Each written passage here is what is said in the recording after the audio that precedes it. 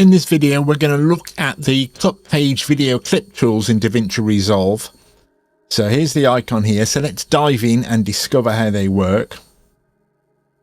So if I click on that, so this is the icon here.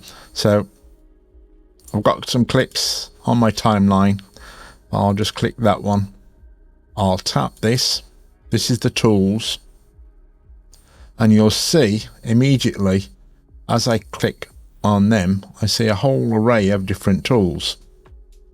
So working through them, we have the transform. That will actually transform and physically change your video. We have the crop. I might be able to put some labels under there so you can see that clearly. Or maybe not.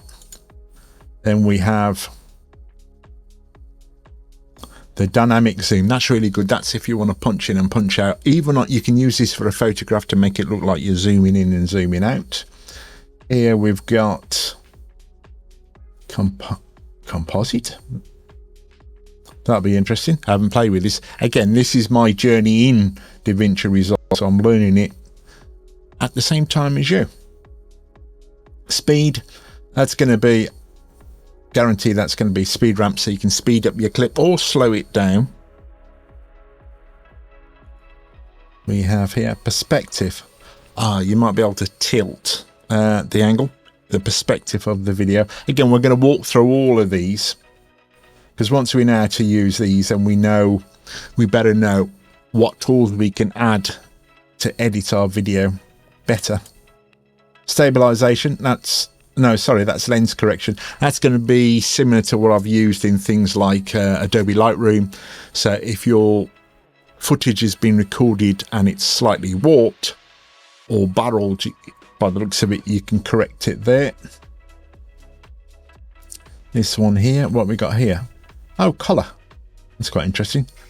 I didn't know that was there. I thought you would have to go to the colour page to recolor footage. That'd be interesting when we come to that, because some of the footage I've recorded is in a high dynamic range or in log. And if I can just press a button and get it done, particularly for social media posts, that'd be quite interesting. This one's audio. Let's use this confidently. I've got nothing.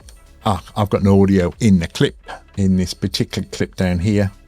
So we ain't going to have anything there. Here we have Open Effects Overlay. No idea what that does. We'll find that out together. So if you go to the top right, you'll also see there's corresponding edits we can make in the inspector. So we can change, if I zoom out a tap, so we can transform the video clip with minute details. So using the handles here, we can pull and drag it with the mouse. Here we can use actual numbers. Yeah. Will that reset it? No. Will that reset it? Oh, fine. Oh, yes. So here we get to change the transformation if we're using the cropping tool, dynamic zoom, and all the different tools. So those are the ones we're going to dive into. Initially, we'll start off with, the transform. Now we're going to discover what we can do in the transform tool. So let's we're going to go to the tool here, click on this. You'll see now we get a bounding box around the image. Now we could, if we wanted to, do all of these movements within the inspector. So if I come off that clip for a moment.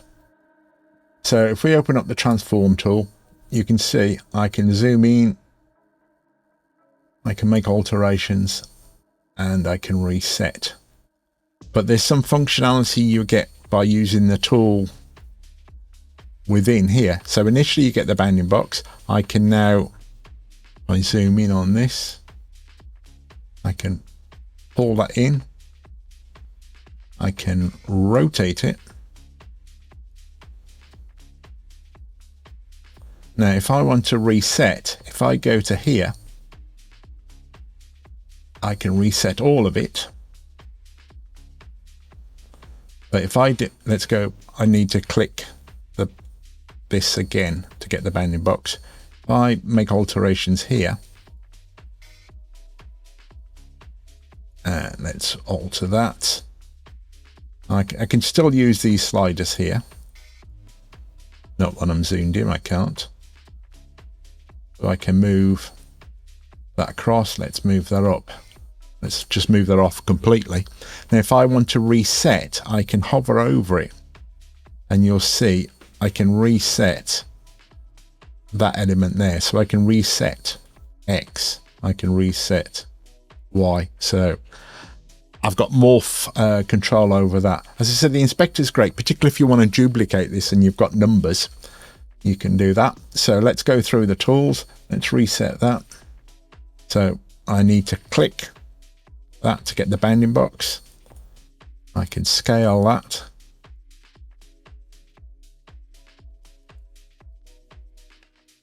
Moving away from the tools. So within this, I can scale up or down. And again, I can do that by grabbing the clip up and down. This is the zoom height, same thing as doing it with the mouse. This moving the clip left and right. Again, I can do that here, left and right. Moving the clip up and down, same again. I can, not when I'm zoomed in, I can do that.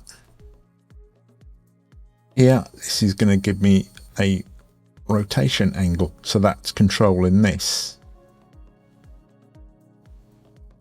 Here, so I can rotate that, and I can even reset this individual there. I don't know if I can, yeah, I can reset the rotation there as well. So going back to the inspector, I can reset that. Also, we got to play with, we have, what's this called? The pitch. Oh, I can create like a Star Wars effect. So that's the pitch on that. I can reset. This is the yaw. This is called yaw, Y-A-W. But more perspective type thing. But that's yaw. If I reset all of that, I'm going to go to the transform over there, reset the other tools I've got. I'm going to select it again so I get the bounding box. The other tools we have here is flip horizontal and flip vertical. That's probably great if you're filming, you've got a clip and you didn't get enough of it later on in your edit. You might be able to just flip it and it might look like you've got a different angle. Obviously me flipping upside down doesn't work in this case, but, and we've also got I think that's a global, so let's make some alterations again. I'll do that. And so I believe that's a global reset. Yeah. So that's the transform tool, which also allows us to do things like, so if I take this clip of the lad, drag that over, drop that on my timeline. Let's go and use the, got my clip, got the bounding boxes or bounding box around the clip. Now I just want to insert or scale that down, so I could put that there. I could, if I remember how to do it. Was it this one? No.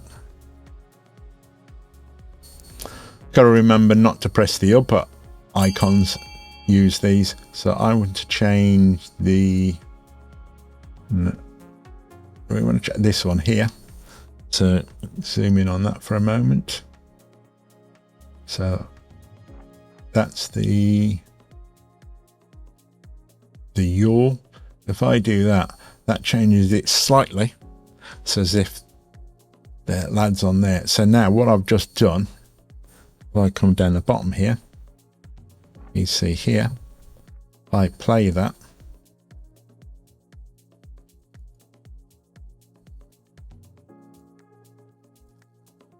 Obviously it's slow because it hasn't rendered out the frames, but we've now just created a picture in picture. Now we want to look at the crop tool, or how to crop a clip. So if we take this young lad, let's reset everything. Wherever I can find that, we need to be using the crop. Again, we'll get the bounding box around the clip. And yes, again, you can, if you want to, use the tools. Where's my zoom gone? In the inspector. But I'm going to use the bounding box around here. So we're going to say cropping from the left and cropping from the right. So here we're not actually making the image smaller, we're actually taking bits away from the image. Let's see, we could probably take a bit off the bottom, maybe a bit more off the side. And now we've actually cropped the image. Now you'll see if I move, I'm actually moving that crop, for want of a better word, a mask within the image. And if I want to resize that image now and move it, we've got to go back to the transform tool, which is what we played with earlier. Highlight that image. Right, give me my box. Now I can resize that image. Whoops. Whoa, that looks really good, doesn't it?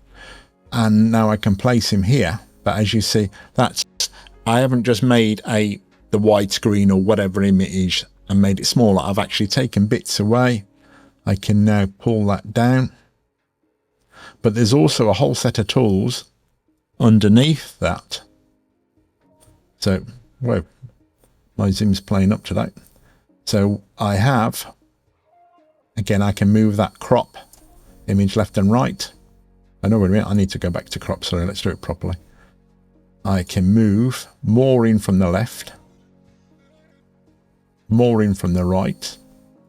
And again, I could have done that when it was the bigger image. So I was trying to record this video without any edits, but that didn't happen because somebody's just rang us. So I'll carry on. Oh, before I move on, this piece of software I'm actually recording this is called Ecam. That allows me to record technically without editing, which is ironic because I'm talking about an editing program. But I can press buttons like this, which reminds you to tap subscribe if you're finding the video helpful, and I can do pre-edits without editing. So if I go back to the screen we're working on, these tools here, if we covered, so left crop, right crop, top and bottom.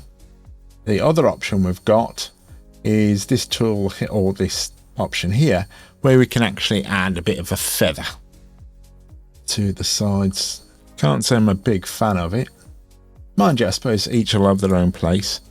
If we look at the result there, if you had 3 or 4, I don't know, if you were trying to, particularly if you were pulling a scene out from a shot.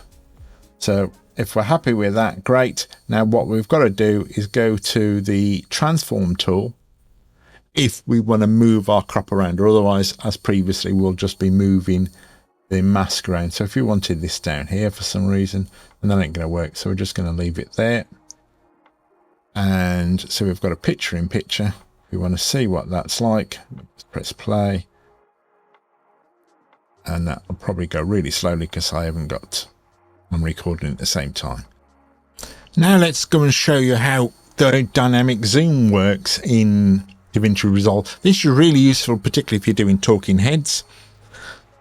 So one thing I want to show you initially, so on this clip here, where's my mouse here?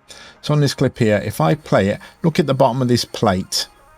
So we're trying to focus on this plate here. You'll notice that the bulk of the plate, the rim of the plate, is at the bottom of the frame most of the time. So if I stop that, let's go back. Now the way dynamic zoom works, as soon as you turn it on, so you could turn it on here, it will manipulate your clip. So I don't know if you noticed that, it just jumped in. So if I go back, watch the clip there. I can't do it when I'm zoomed in. Let's do it again. There, you would have noticed it's jumped in. So now if I play the clip, you may notice the plate is a bit certainly cropped out as it zooms back out. So just turn dynamic zoom off. Let's turn it back on by going to tools. Now you will see we have a, if I don't move around too much, you'll see we have a red bounding box, so the red frame and the green frame. The green frame is the starting shot, the red frame is the end shot. So if we was to, again, when you have dynamic zoom by here, you've got a couple of options. If you do it this way, you can control what, so red is the end shot. So if we have the plate here and I press play, then it won't allow me. You'll see it starts way on the plate and then it's slowly zooming out the rest of the kitchen staff. So that's dynamic zoom. Now we have, if I wanted to, I could change that red so it doesn't zoom out so much. And now if I press play, let's come back to the beginning of the clip and press play. So it's going to start where the green is and end where the red is. So if I press play now, you'll see it zooms out, but not so much. So now we have got some presets, but I'm going to reset all of that. So if I wanted the green there, let's work through the presets. So we've got this one first, which is the zoom preset, which is basically wide and just starting in a bit and zooming out. So I'll play with that. Let's go back to the beginning of the clip and play. And let's do the second one. This is going to move across the frame. It's a bit of a Ken Burns style effect. So if I just reset that, select this one. If you can see the red frame, so it's moved it down and the red frame is more on the left and the green is more on the right. So it's going to be basically a pan across. Let's zoom out so you can see that. So just if you look, it's panning across. Yeah, so you can see more of the burners. So it's moving from green to this side. Now I can make that more obvious. And this will have a zoom effect as well because I'm changing that. So if I move that to there, and now we play.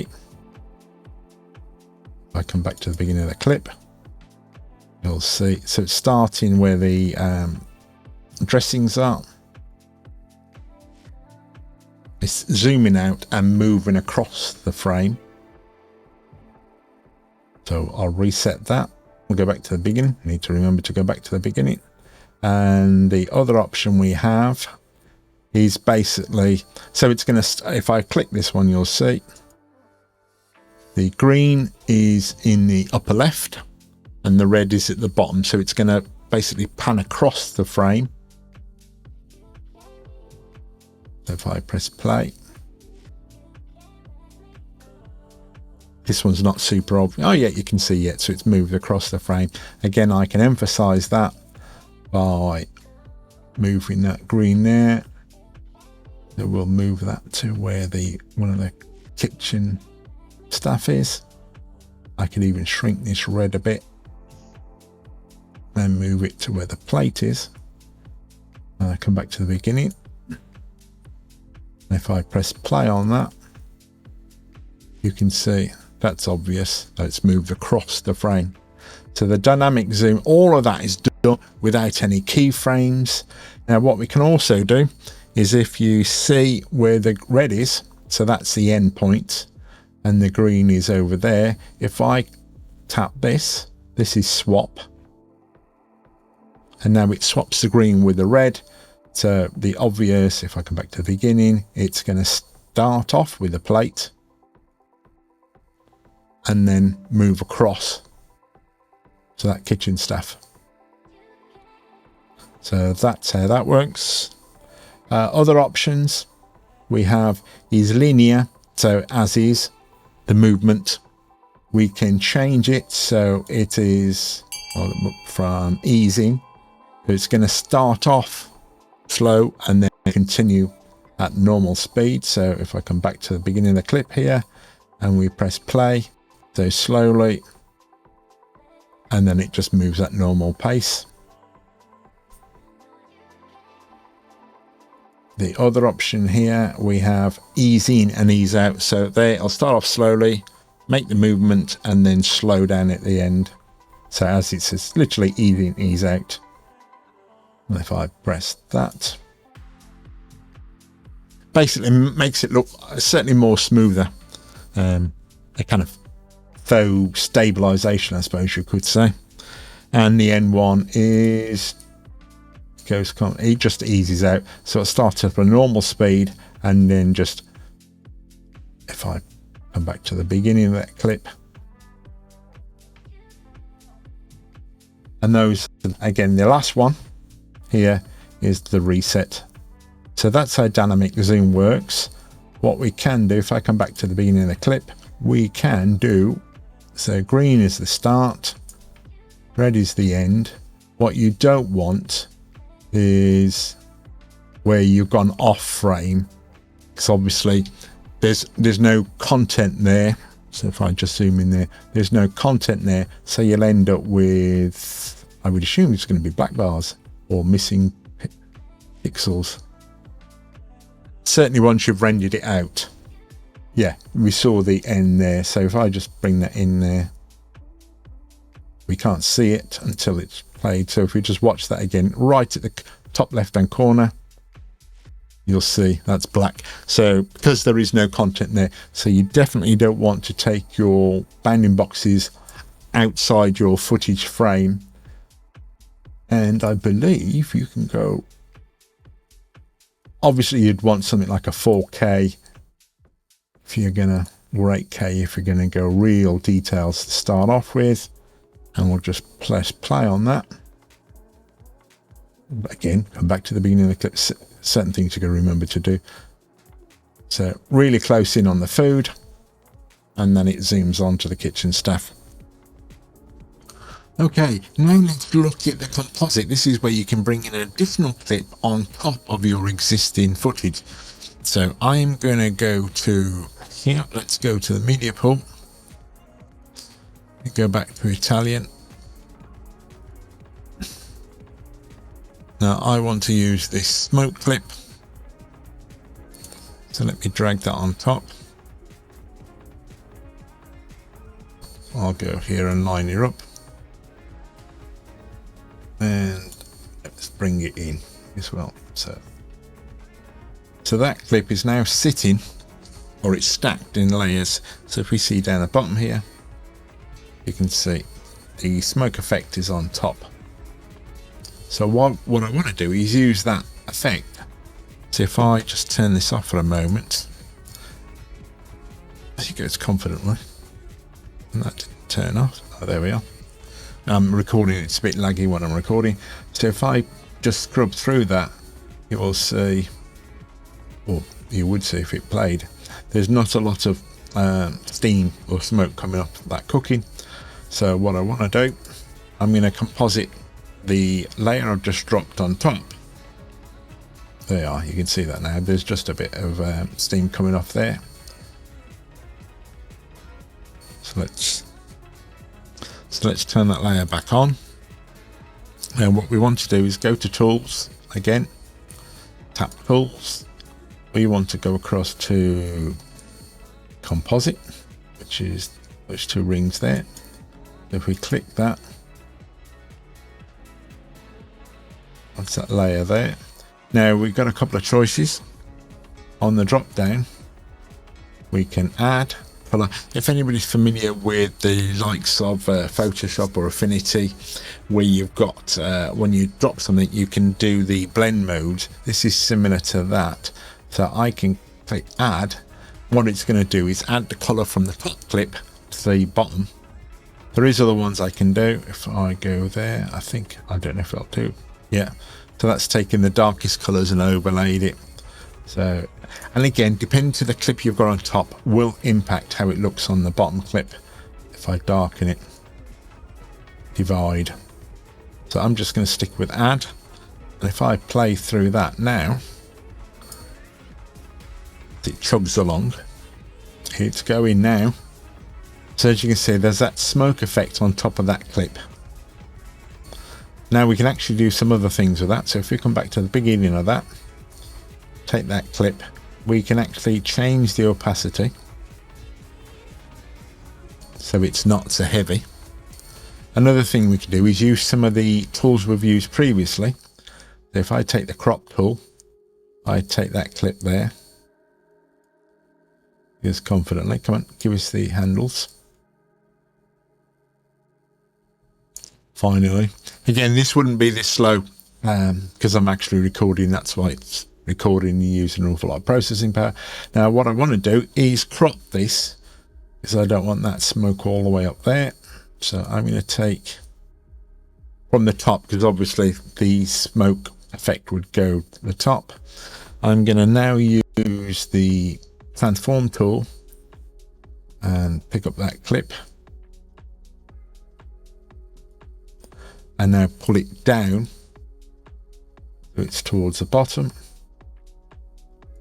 And if I go back to the crop tool and if I feather that in a bit, I can't feather, I don't know if I can just feather the top. Anyway, so that's that feathered, and I think that's it. So if I go back to the composite, and let's see, yeah, I can just pull that, increase the opacity so it's not so. Now if I play that now, you'll see this effect when it starts playing is just towards the bottom. So that's a simple composite. You can do something a lot more fancy, have confetti coming down your pictures and images, but this is quite an easy way without needing to go into the VFX tab of adding a bit of sparkle to your video. Now we're going to look at the speed tool with one important thing we need to bear in mind. I've actually turned off ripple. So if I go to this icon here, click this, we go to the top, you'll see ripple's on. I'm going to turn it off. So just to confirm it's now I turn it off because it was on. Yeah, so so there's no tick next to it. You want to allow me to zoom there. So ripple is off. Now if I pick up this clip here, I want to play with this shot here.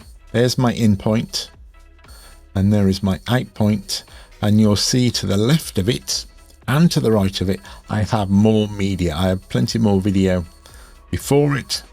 So we're just dropping the pizza on the stone and he's just pulling out, I don't know what that's called. Let us know in the comments what that's called. The pizza puller shovel thing. Yeah, if you know, let us know in the comments. So we're going to drop that clip in. I'm going to use the smart, wait a minute, that was weird. I'm going to use the smart insert. So if I press that, I had to cover it in the video, it's going to go where that point is there. If I press that, now you'll see it's inserted, that's that pink clip there.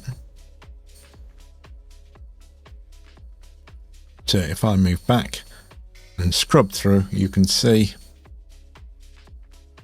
that, especially if I took off the titles. So you can see that clip there, now in the timeline, and let's play. Now we want to go to tools.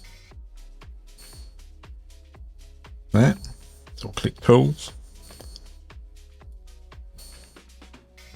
Go to the clock icon, which is the speed. Now what we want to do at the moment, if you remember, it starts with the pizza going in and the shovel coming out. I'm going to call it the shovel. Anybody knows any different, let us know. So let's pick on that clip there. So definitely that clip was selected, and we're going to change it so it's 6 seconds. I'm going to increase that by say 300. So that's 300%.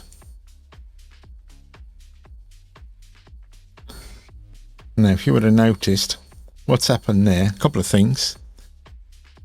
If I pull that timeline back and play that clip, that's speeded up considerably. It's also left a gap, which we can see there on the timeline. The reason that's happened, because the ripples turned off, we've speeded it up, and it's tried to use all the material it's got. So it's on the right hand side, it's run out of material as it's speeded it up. Now if I was to slow it down, if I go back to that same clip, and if I go back to 100, I've still got a gap. Yeah, so that's 100%. So let's see now. It's him placing it in and him pulling it back out, or back out. Yeah, so it's the same as what it was originally, but because there's no rubber band, I covered this in a previous video, the ripple is like a rubber band over your timeline. Because we've inserted something, changed the time, and then pushed it out, now we've set the time back again. That bit in that additional here, this bit here, because there's no ripple, it doesn't know what to do. It's there because it was pushed in the timeline. Obviously we can delete it and then it'll move back down. So ideally when you do these things, you want ideally ripple on. I'll show you another thing with ripple. Now if I go back to the same clip and we make it slow, let's say 25, so instead of 100%, which is normal speed, 25, so that's going to be considerably slower. You'll see there no impact because there was enough.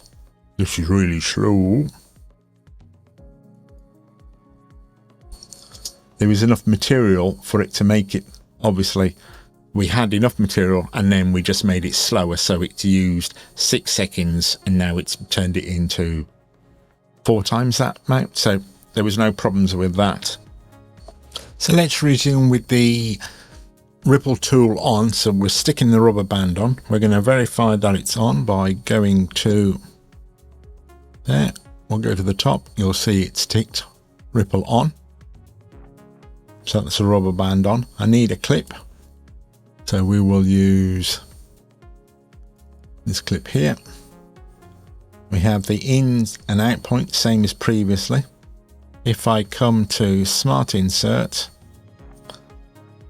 you will see there's that down arrow, so that's telling us where it's going to insert it. So we'll insert that clip in. There's our clip. Let's move that back to beginning so we can see what's happening. Peter goes in, the spade or tool comes out. So if we go to tools, so if this is not selected, go to tools, select, let's go to the speed. I'll click that. So the speed is at 100%.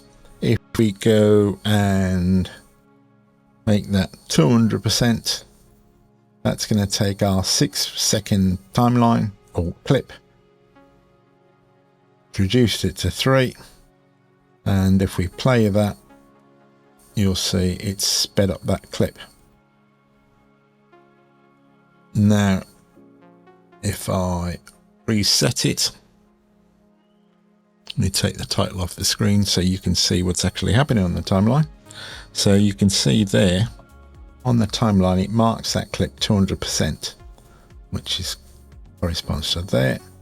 I'm going to reset that clip now, and it's reset it down there.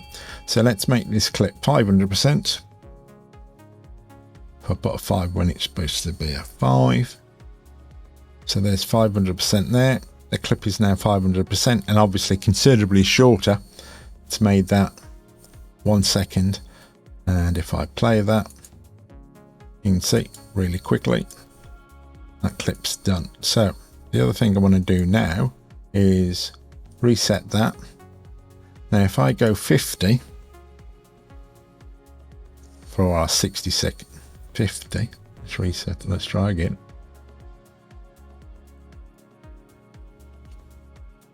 50, our clip now is 12 seconds because I've taken that 6-second clip and asked it to play at 50%.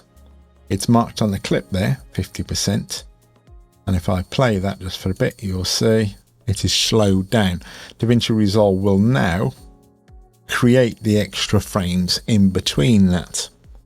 I will reset that again. What else can we do? That clip, we can, if we wanted to. If we've got 50, 20. That's now made that a 30-second clip. So depending what you've got, if you're a bit shorter footage, you may be able to stretch it out. Obviously, it won't necessarily work with people talking potentially. So that's taking a 3-second clip, and if I play, it's gone really slow, made it almost like a slow motion. So again, I'll reset that. Now let's have some fun. Now, same clip. Let's put minus 100. So our 6-second clip is still 6 seconds. But if I play that now,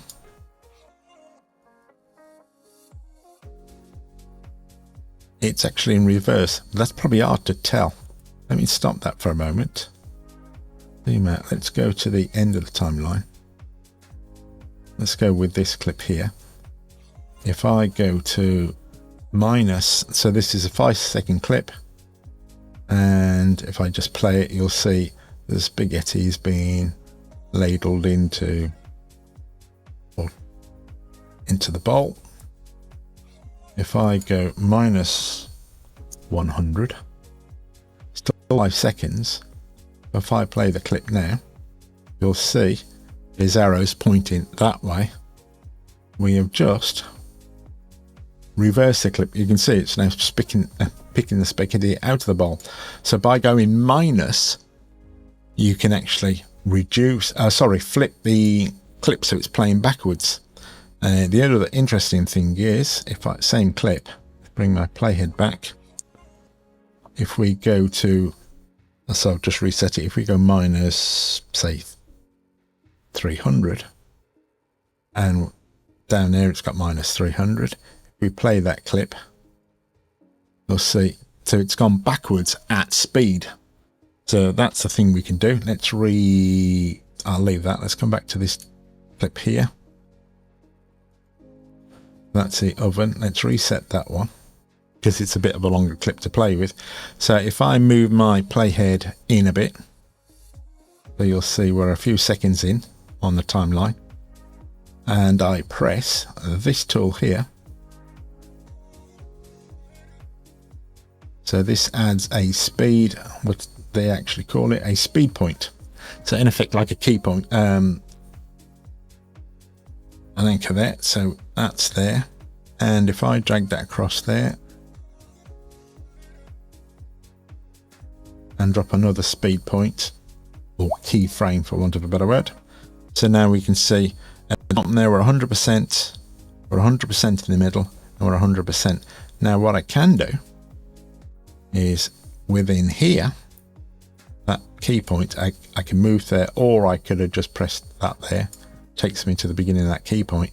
Now I can decide I want that at, say, 250. So it's going to play that at the first chunk at normal speed. Then it's going to speed this up and then slow back down to normal speed. So let's see that play. Go to the beginning. Yeah. And we'll play that. So normal speed in, speed it up, normal speed again. So that's the benefit of Ripple. All the things you do keeps it contained. The advantage over the key points or keyframes, or they call them speed points, is that means you can actually start your clip. So if you're doing something, say you're showing a demo on screen, you can start it off and then speed it up and then slow it back down again fairly easy without needing to know how to use keyframes. Stabilising our footage in the cut page of DaVinci Resolve. So I've got this clip of a couple running across the beach. It is, in fairness, it's not too bad. There's only a little movement. So let's go and stabilize this. So we need to go to turn, if it's not already on, turn on our tools, go across to stabilisation and click that. I have turned it off, so I'm going to turn it back on here. Also on the inspector on the right hand side of the screen, you'll notice on the stabilisation, if I click, you can, if you're not seeing it, just expand it. There is a selection of tools there. We will be looking at the zoom one in a moment, because that'll make it obvious what the stabilisation is doing. There's 3 or 4 different versions, and again further on in later videos there is much more advanced methods of doing stabilisation, but let's play with this one. So it's got the clip selected. I'm just going to tap the stabilise. It'll do its processing. You may have seen it punch through. I should have warned you first that it's going to do that. We'll do that on the next one. And as we play through, you may or may not notice that subtle difference. There's different, we've got perspective, similarity. In fairness, as you know, I'm just learning DaVinci Resolve with you. So what they're actually doing, I'm not fully aware of the different methods, but we'll look into this later. I did reset. Let's pick up similarity, stabilize. You probably notice that punching, and let's play again. That may seem a bit more steady, and obviously somebody running on a beach doesn't necessarily need to be rock solid. I suppose if you imagine if you were filming something with your camera and you had subtle movement and you wanted to stabilize that out, let's play that again. So you may or may not notice it, but I want to show you what it's actually doing. Now, if we come to the zoom, now obviously each time I said it's punched in on all occasions. So if we come to the right hand side, let's turn off zoom.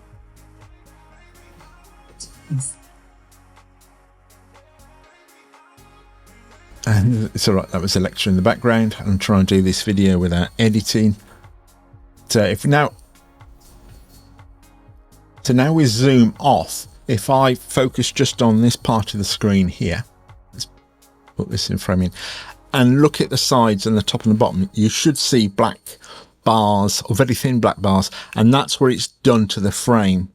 So if we watch that, you see there's a bit at the bottom, more on the side,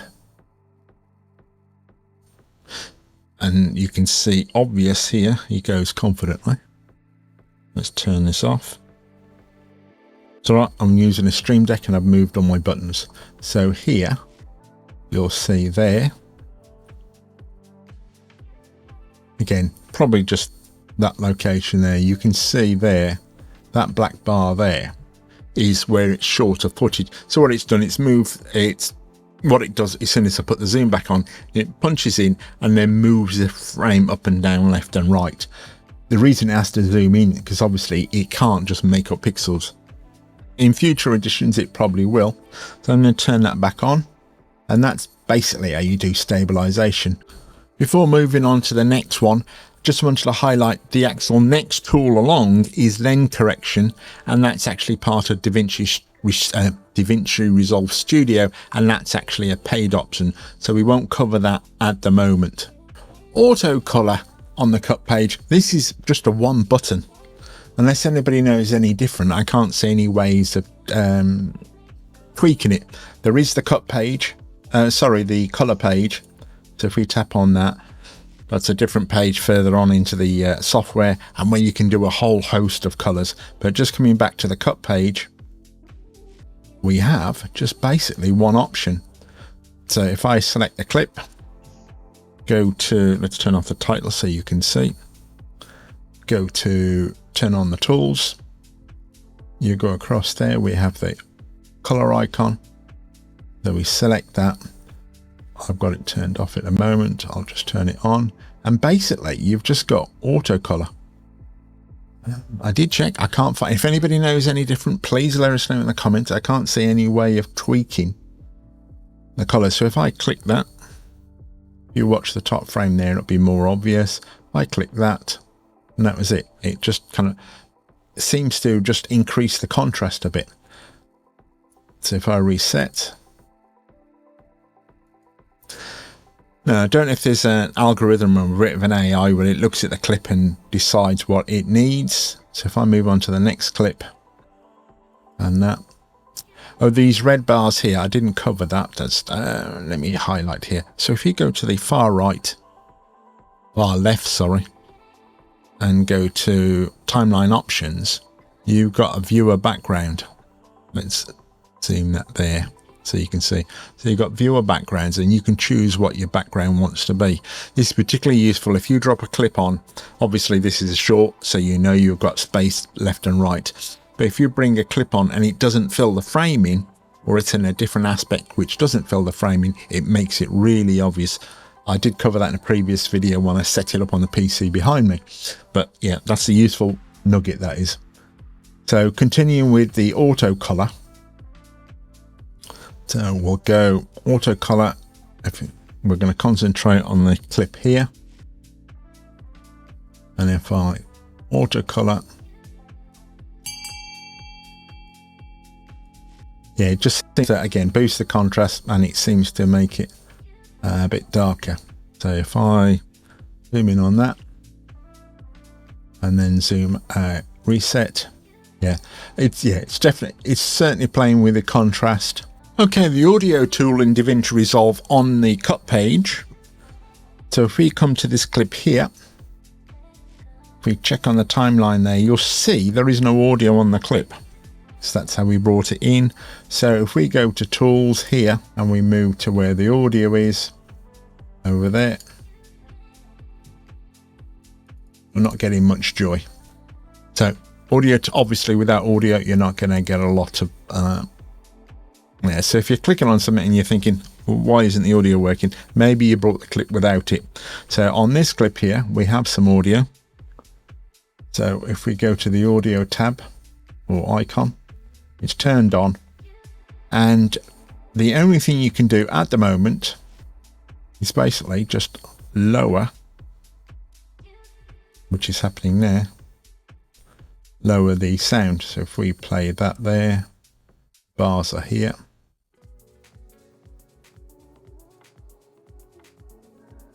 You'll see that's way down. So if you have got a track and you just want to knock the sound back a bit and it's a bit loud, well, that looks like way over. Let's press play again. You'll see those bars there. However, if we move to the other side, let me just reset that because I've probably ruined it. So over here, you'll notice, because we've got audio on our track, we can click that. Now we've got a whole array of tools. What the DaVinci is trying to do is get people to use some of the elements on the cut page, because you might not have to do too much, so you don't necessarily need to go to the Fairlight tab, which if we go down here, there's a whole array you can do with your audio.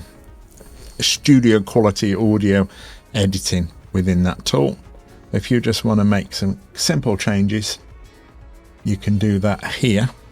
Let me move myself out the way. So across here, let's zoom in. We can change the volume, pan, tilt, the pitch. What you can also do is, and I thought this wouldn't be on the free version, is audio leveling. So if you've recorded it and it's not all at the same level, and I thought this was an AI version, it wouldn't be in the free version, but it looks like it is. Got background reduction. I haven't played with them all. This is probably going to be definitely its video in its own right. You can also do some EQ. Let's come out of that. So you can let's take that. We can optimize for moderate. These might be paid versions that, oh no, they're not grayed out. So it's going to potentially do its things. We can raise. Yeah, you've got all, that's quite a few EQ adjustments, and you can have a play here, and you can also change your mixing levels within the mixer. And if you're not seeing this, if you go to the top there, you'll see the mixer icon. If you turn that on, or the button, if you turn that on, that brings the mixers down there. So there's a lot you can do on the cut page what wasn't available some time back.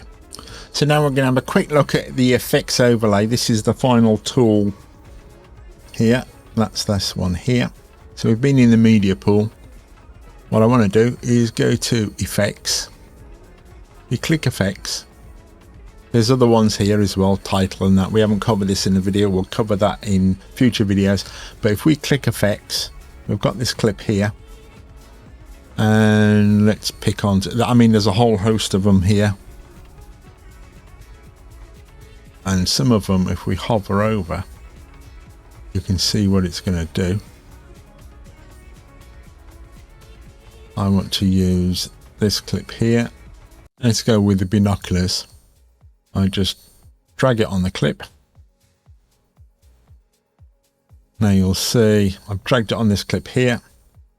Now, by going to this effects tab here, we can fine tune things. If we use this here, the icon in the toolbar, and make sure it's switched on, we've got the option, then you'll see these around, because it's the binoculars, we've got the option to manipulate within here. So that's what this is allowing us within this section here. So because it's a fusion overlay, click fusion overlay, and we can change things within.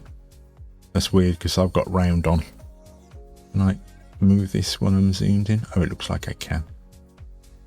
Now, I don't know what things we can do over here. Yes, so we can make adjustments. Obviously, this is going to vary to the effect. So let's play on this clip here. Move the timeline. This one, we have comic book. Let's bring that down there. I mean, there's some basic things there like Gaussian blur. That's quite useful if you've got stuff on your video which you want to blur out for privacy. Now, if I click here, what can I do? In this one, this is not a fusion effect, so nothing here. So if I wanted to make any alterations, I've got to do it. So that's the effects overlay. So it'll be using them in a combination with the tool here and the effects tab here. So in the next massive video we're going to cover, which is the edit page and all the tools within the edit page. If you have found this video helpful, give us a thumbs up. Don't forget to tap subscribe, and I'll see you in the next one.